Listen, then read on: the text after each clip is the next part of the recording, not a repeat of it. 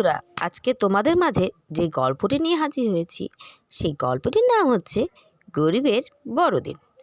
তো গল্পটি শুরু করা যাক। এক শহরে বাস করত কাজল আর মিম। মিম এর বাবা আরও 3 বছর আগে মারা যায়।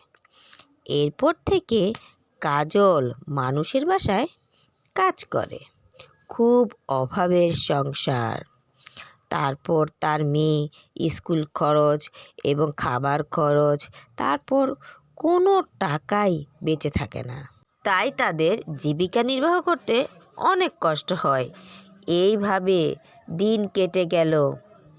একদিন কাজলের ঘরে খাবার নেই। তখন বলে, আমার কাছে আজকে খাবার নেই, কি করি বুঝতে পারছি না। এখন ম্যামের বাসায় কাজ করতে যাই, তখন চেয়ে বাসি খাবার আনবো। এরপর সে কাজে যায় এবং ম্যামকে বলে, ম্যাম, আপনার বাসায় আজকে আমি বেশি কাজ করব, এর বদলে আপনার বেঁচে যাওয়া বাসি খাবার থাকলে আমাকে দেন। কালকে বেঁচে যাওয়া 2টি রুটি আছে, সেটা যাওয়ার আগে নিয়ে যেও, ঠিক আছে? এরপর কাজ করতে শুরু করে। এই তাদের দিন কাটতে লাগে। একদিন মিমের স্কুল ছুটি ছিল বলে সে মিমকে তার সাথে নিয়ে যায়।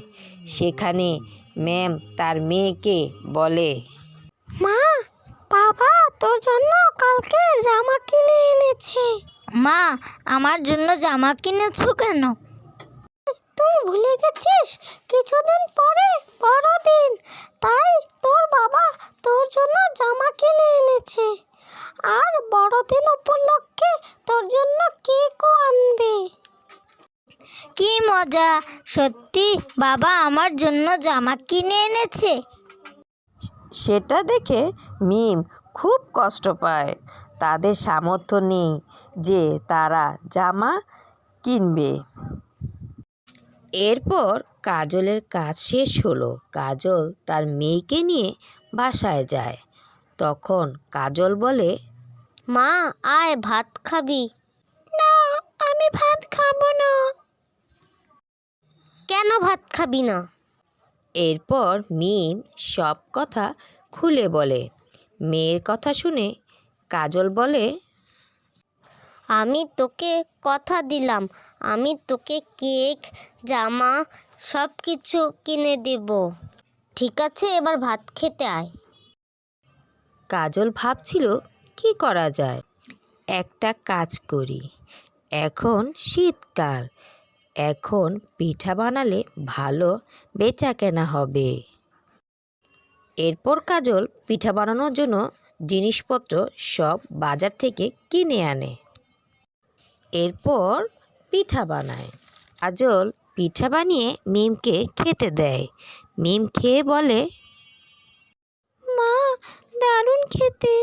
তুমি এই ব্যবসা করো, তোমার অনেক বেচা কেনা হবে।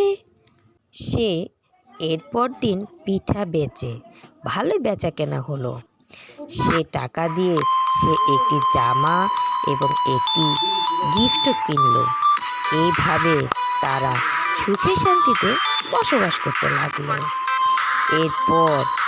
এরপর তাদের অবস্থা ভালো হয়ে গেল। বন্ধুরা, গল্পটি তোমাদের কেমন লাগলো? গল্পটি যদি তোমাদের ভালো লেগে থাকে, এখনই আমাদের চ্যানেলটি সাবস্ক্রাইব করে দাও। আল্লাহ হাফেজ। আসসালামু আলাইকুম।